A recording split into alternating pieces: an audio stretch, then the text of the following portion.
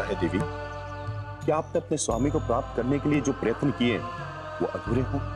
उस अभिलाषा को पूर्ण करने का कोई तो मार्ग हो।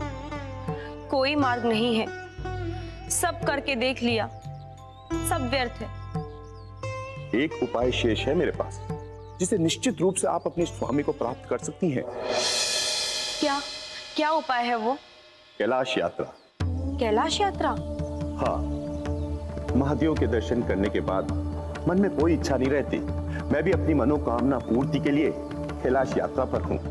आप भी चाहे तो मेरे साथ कैलाश यात्रा पर चल सकती हैं, और मुझे पूर्ण विश्वास है कि आपकी भी मनोकामना अवश्य पूर्ण होगी। वानर, मेरी मनोकांक्षा तो यही थी कि मैं तेरे साथ इस यात्रा पर चलूं, ताकि मैं तेरा अंत कर सकूं। किंतु अब तो तू स्वयं ही मेरे जाल में फंस चुका है।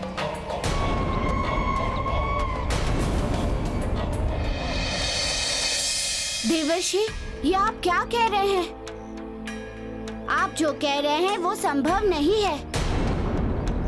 देवर्षि, ऋषि चित्रपट का इस वृक्ष से मुक्ति का मार्ग तो अवश्य होगा। ऋषिवर के अपराध का दंड उन्हें मिल चुका है, और फिर इस वृक्ष के भीतर रहकर इतने वर्षों से जो उन्होंने साधना की है, उससे भी तो उनके पापों का नाश तो हुआ ही होगा। मेरे विचार से अब तक तो वे पवित्र भी हो गए होंगे। इसलिए मुझे तो पूर्ण विश्वास है कि उनके मुक्त होने का मार्ग एक है। आप ध्यान से एक बार विचार कर लीजिए देवर्षि, एक ना एक उपाय अवश्य ही मिलेगा। नारायण नारायण, उपाय तो है प्रभु, किंतु वो उपाय असंभव है। आप सिर्फ उपाय बताएं देवर्षि, क्योंकि इस ब्रह्मांड में ऐसा कोई भी कार्य नहीं है कि जो असंभव है, और फिर वो कार्य चाहे कितना भी कठिन हो और असंभव क्यों ना हो, मुझे उसे संभव करना ही होगा, क्योंकि उस कार्य से मेरे प्रभु श्री राम जुड़े हुए हैं। ठीक है प्रभु, तो उपाय ये है कि ऋषि चित्रपट इसी वृक्ष से तभी बाहर आ सकते हैं जब ये वृक्ष फिर से हरा भरा हो जाए।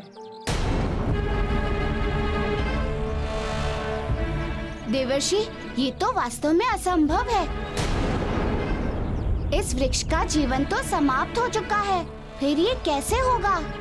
नारायण नारायण, प्रभु तभी तो कहा कि उपाय संभव नहीं है। यदि किसी प्रकार इस वृक्ष की आत्मा मिल जाए और उसे इस वृक्ष में स्थापित कर दिया जाए, तो ऋषि चित्रपट का बाहर आना संभव हो सकता है। ये किस प्रकार होगा, आप मुझे बताएं। प्रभु, आप तो जानी जान हैं। वृक्षों की आत्मा वृक्ष लोक में वास करती है। तदनुरूप आपको इस वृक्ष की आत्मा को वहीं से वापस लाना होगा।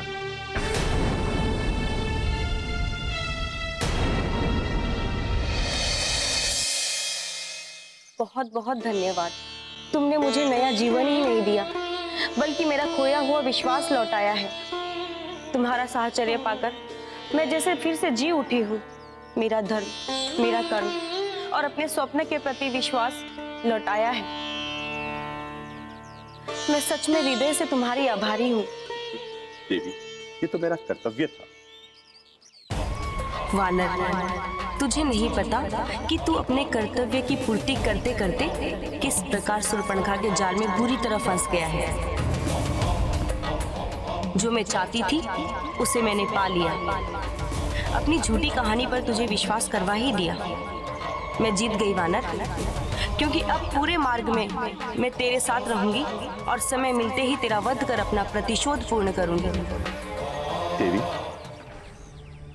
क्या बात है, क्या सोच रही हैं? आइए, महादेव का स्मरण करते हुए कैलाश यात्रा प्रारंभ करें। अवश्य। आइए, चलिए।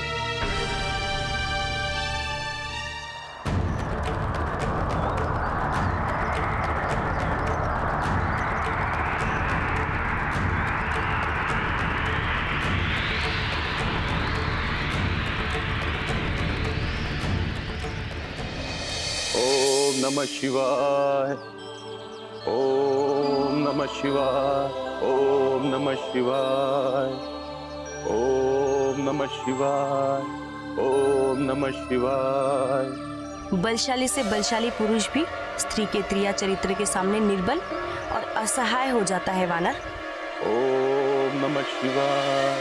तू मेरे साथ कैलाश की ओर बढ़ तो अवश्य रहा है, पर वहां तक तू पहुंच नहीं पाएगा, किंतु हाँ, मैं तुझे यमलोक अवश्य पहुंचा दूंगी। ओम नमः शिवाय, ओम नमः शिवाय।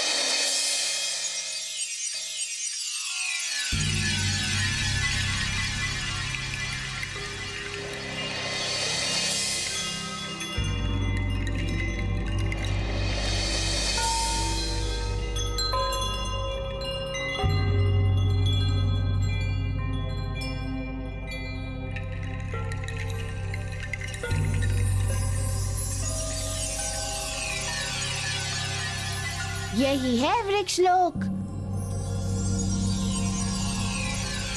मुझे यही उस वृक्ष की आत्मा प्राप्त होगी जिस वृक्ष में ऋषि चित्रपट बंदी है। मुझे इस लोक के अंदर जाकर उस वृक्ष की आत्मा को खोजना होगा मुझे, तथा ऋषि चित्रपट को मुक्त कराने का प्रयास करना होगा।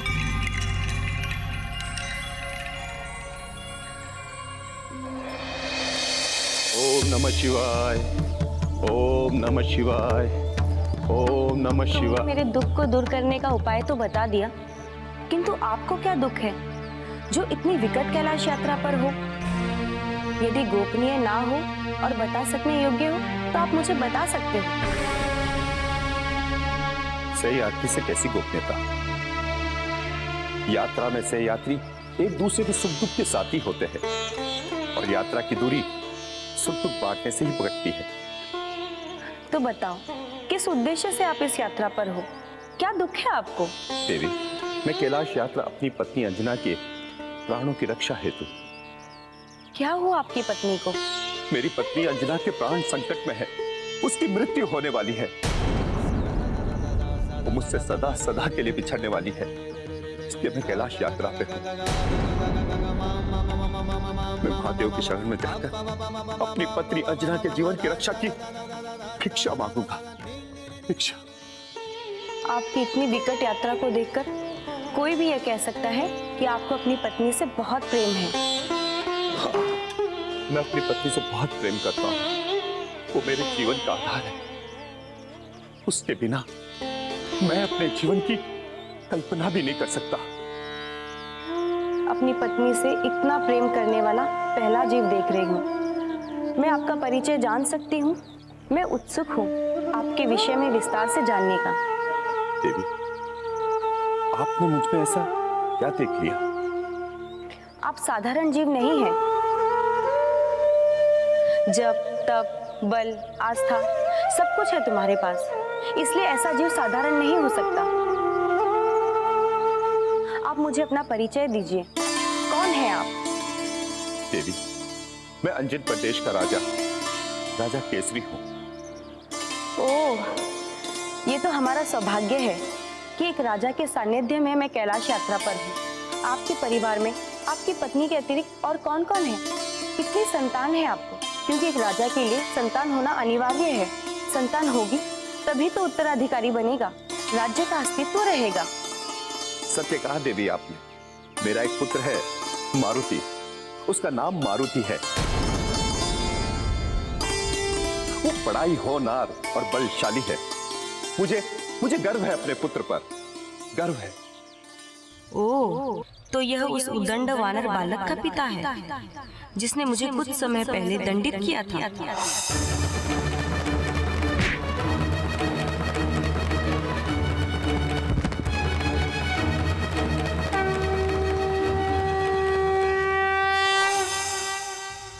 यह तो बहुत अच्छा हुआ कि मेरे शत्रु का पिता ही मेरे चंगुल में है।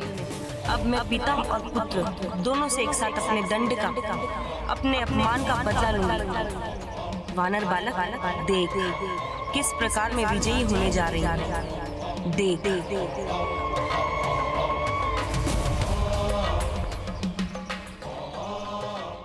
देवी, क्या सोच रही है आप? चलिए।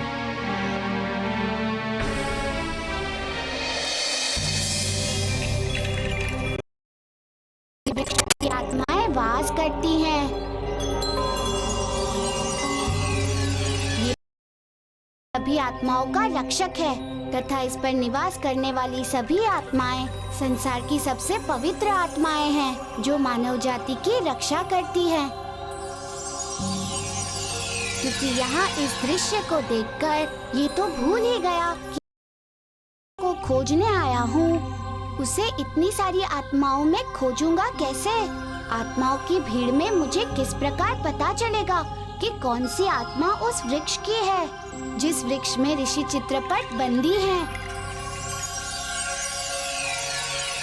मेरे चुनौतीपूर्ण कार्य में ये पितृवृक्ष मेरी सहायता कर सकते हैं। उन्हें सब पता होगा। उस वृक्ष की आत्मा को खोजने के लिए ये मेरा उचित मार्गदर्शन कर सकते हैं।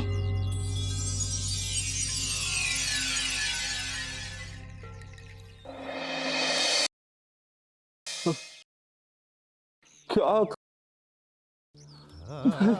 करूं? तो कैलाश पर गए हुए बहुत समय बीत चुका है। अब तक तो उन्हें वापस लौट कर आ जाना चाहिए था, किंतु अभी तक वो लौट कर नहीं आए हैं। ना जाने कहाँ रुक गए हैं वो। कैलाश पर वो पहुंचे भी हैं या नहीं, या नहीं है। क्या मालूम, वह कैलाश के मार्ग की बाधाओं में ही उलझे हुए हैं। कैलाश का मार्ग है भी बड़ा कठिन एवं दुरूह। पग पग पर संकटों, वन्य पशुओं एवं हुआ है। कैसे पता करूं मैं, कैसे पता करूं उनका समाचार? किंतु नहीं, मुझे मार्ग के संकटों एवं बाधाओं से अत्यधिक भयभीत एवं सशंकित नहीं होना चाहिए, क्योंकि महाराज केसरी में तो अद्भुत शक्ति है। कोई भी संकट उनके मार्ग को नहीं रोक सकता है। वो हर संकट को पार कर लेंगे। कोई भी वन्य पशु और असुर नहीं कर सकता है। वो अपने लक्ष्य को अवश्य प्राप्त करेंगे, क्योंकि उनके लक्ष्य से ही तो उनके जीवन का आधार है। उनके लक्ष्य से ही तो उनके परम प्रिय पत्नी अंजना की जीवन जुड़ी हुई है। मुझे पूर्ण विश्वास है कि वे असफल नहीं हो सकते हैं। वो अवश्य ही समय से पहले वापस आ जाएंगे, क्योंकि उन पर तो देवा एवं आशीर्वाद है। इसीलिए मुझे मार्ग के अमंगल से भयभीत होने की आवश्यकता नहीं है आवश्यकता, और ना ही अधिक चिंतित। हाँ। ओम नमः शिवाय, ओम नमः शिवाय, ओम नमः शिवाय, ओम। क्या बात है देवी, आप रुक क्यों गई? मैं बहुत थक गई हूँ महाराज, और रात्रि भी होने वाली है। मेरे विचार से यहाँ रात्रि विश्राम कर लेना चाहिए। देवी, हमारे पास समय नहीं है। हमें अतिशीघ्र कैलाश पहुंच जाना चाहिए। यदि आप हमारे साथ नहीं होती तो मैं कब से कैलाश पहुंच गया होता। मेरी पत्नी अंजना के प्राणों पर संकट बढ़ता जा रहा है। और विलंब किया तो मैं नष्ट हो जाऊंगा, मैं उजड़ जाऊंगा देवी। मैं आपकी अधीरता और व्याग्रता समझ रही हूँ महाराज, किंतु सकुशल कैलाश पहुँचने के लिए हमें विश्राम की भी आवश्यकता है। विश्राम के बाद हम दुगुने वेग से यात्रा की ओर निकल पड़ेंगे। देवी, आपका कथन सत्य है। देवी, अभी रात्रि होने में समय है और अंधेरा होने तक हमें यात्रा करनी चाहिए, ताकि कम से कम दूरी हो। देवी, मेरे विचार से अभी हमें चलना चाहिए। विश्राम के लिए कहीं और चल के सोचेंगे। केशरी, तुझे बहुत शीघ्रता है अपनी पत्नी के प्राणों के संकट से रक्षा करने की, परंतु तेरे प्राण पर क्या संकट है ये तू नहीं जानता। मूर्ख, तेरे प्राण संकट में है, तेरे प्राण। ये नहीं हो सकता। इस वृक्ष की आत्मा को पुनर्जन्म लेने से रोकना होगा, भी तरह रोकना होगा।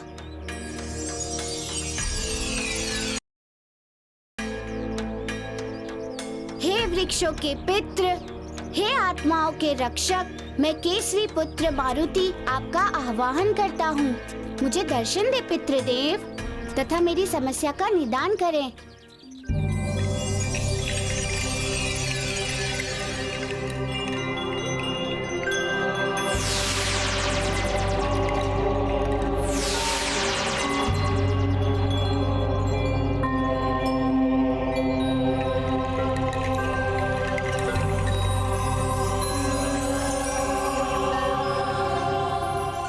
प्रभु आप, मैं तो धन्य हो गया प्रभु, मैं तो धन्य हो गया आपके दर्शन पाकर। मेरा प्रणाम स्वीकार करें। आदेश करें, क्या कर सकता हूँ? पितृदेव, मैं यहाँ को खोजने आया हूँ। कुछ वर्षों पहले चित्रकूट में एक वृक्ष ने अपनी मृत्यु से पहले ऋषि चित्रपट को एक श्राप दिया था और उन्हें अपने भीतर बंदी बना लिया। तब से लेकर वो आज तक उसी वृक्ष में बंदी हैं। और अब वो समय आ गया है कि ऋषि को उस वृक्ष से मुक्ति पानी है, किंतु वो मुक्त तभी होंगे जब उस वृक्ष की आत्मा उस वृक्ष में पुनः स्थापित होगी। वृक्ष वापस हरा भरा हो जाएगा। इसी कारण मैं यहाँ उस वृक्ष की आत्मा को लेने आया हूँ। कृपया मुझे बताएं कि उस वृक्ष की आत्मा इनमें से कौन सी है और कहाँ है। क्षमा करें प्रभु, यह कार्य संभव नहीं है। लेकिन क्यों पितृदेव, क्यों संभव नहीं है? क्योंकि उस वृक्ष की आत्मा इस लोक से जा चुकी है।